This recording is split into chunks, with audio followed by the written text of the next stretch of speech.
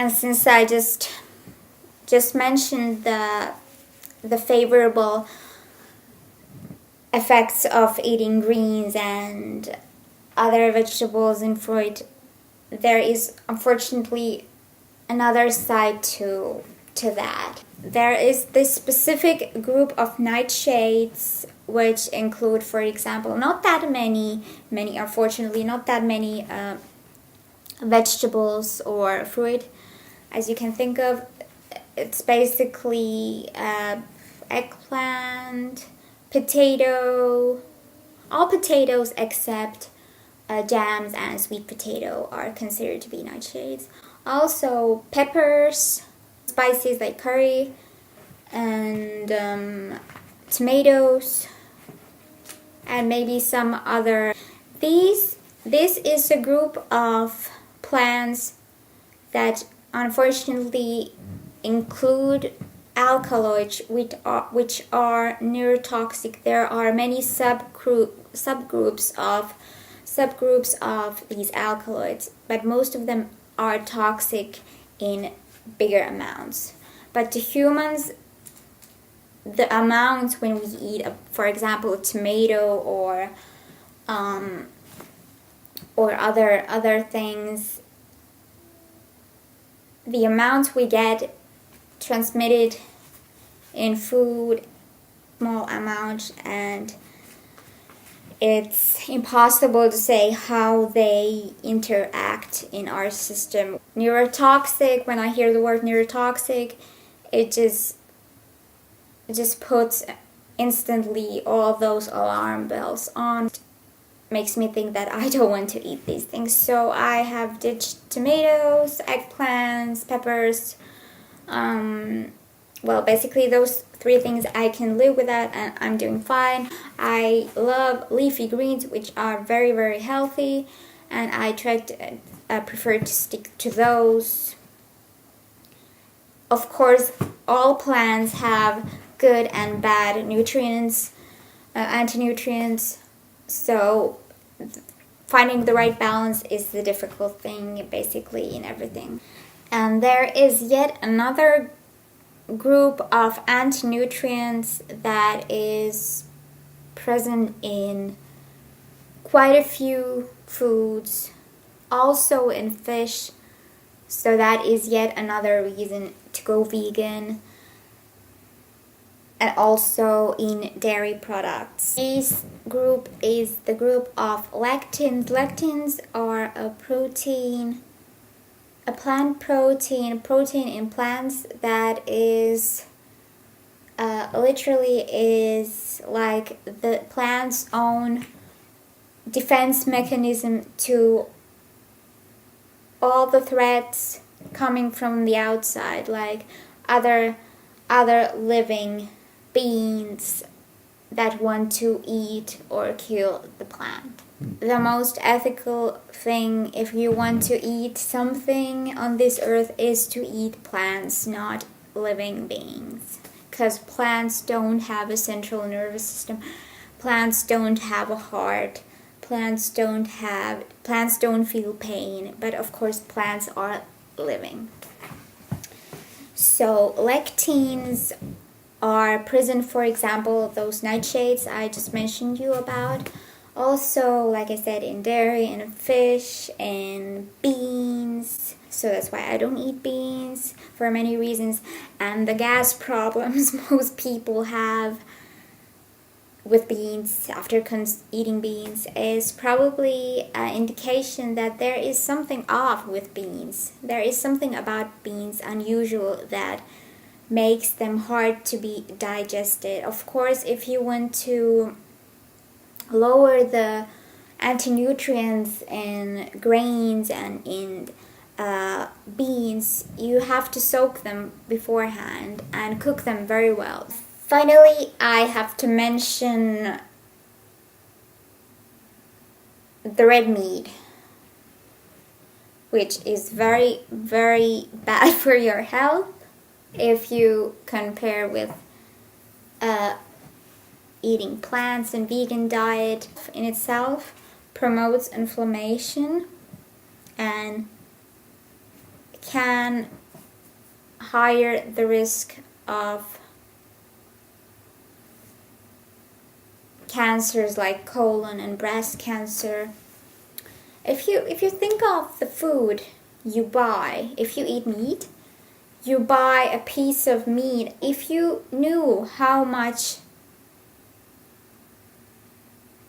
many different hormones and antibiotics and other steroids are being pumped to this animal that will be the source of your meat, I don't know if you would eat this meat anymore. Because all those bad drugs that are being pumped to this animal are going to be transmitted to your system as well. Your system will be anyhow disrupted. Your hormonal levels will be in imbalance.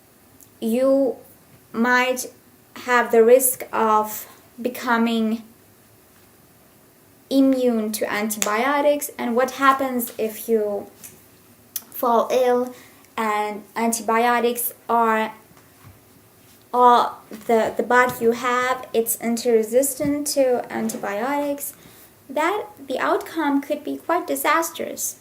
So yes, I think you should, from that matter as well, I think veganism is the way to go, not only for your health, but also for the sake of other living beings on this planet. As we know, our planet, the resources on our planet are very restricted, very limited, and the human race is like overusing it. The ability to preserve everything that is precious around us, like species that are currently going extinct. Just to sum it up, why I think my personal MS diet is good for me and also good for anyone.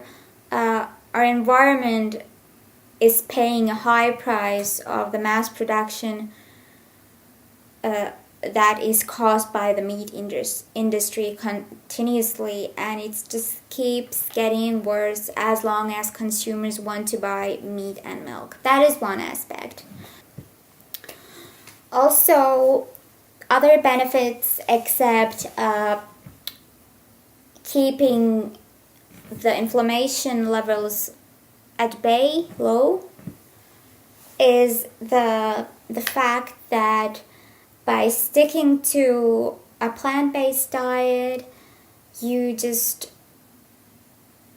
lower your risk of developing a cancer like colon cancer, breast cancer, since your intake of antibiotics and steroids is limited.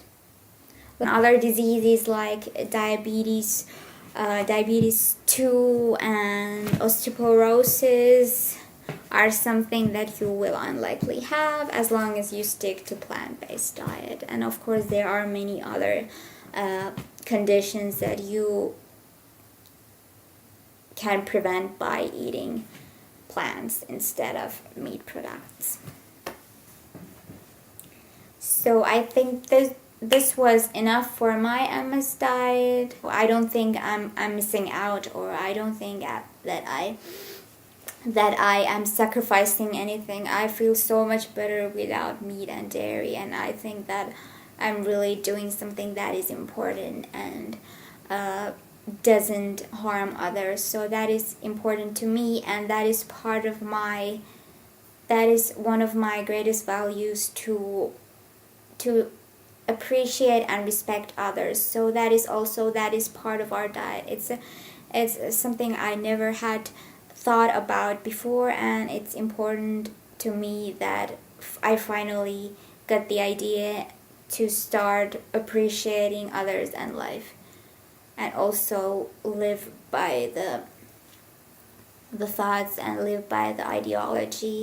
What also makes my personal MS diet, or my just diet in general, what I like to follow, good for me, is that I don't have to sacrifice anything. I don't have to give up on things I used to eat. I just have to find new ways how to cook and how to use the recipes I used to cook with, for example, with meat or with eggs and something like that.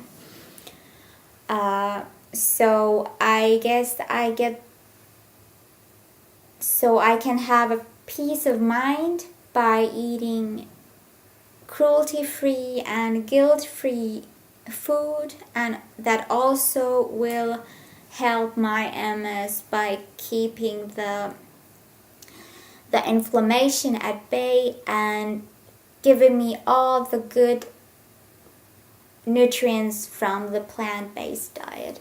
So I think this is a diet that is worth trying. But anyways, I don't want to force anyone to go vegan if it's something you cannot do, but at least you get to see how I see things and what is important to me.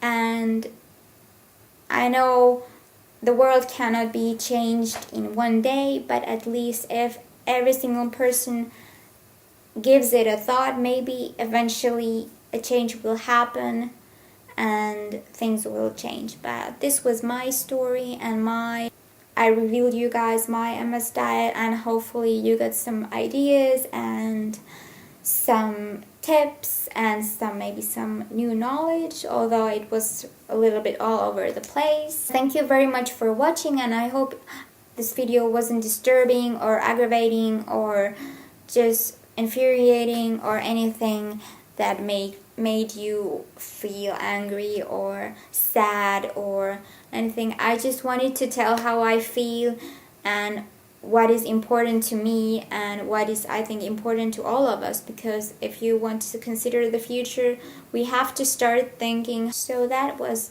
it for today. Thank you very, very much for watching. I hope you, at least some of you, enjoyed this video and got something out of it. And I hope to see you next time. Bye bye.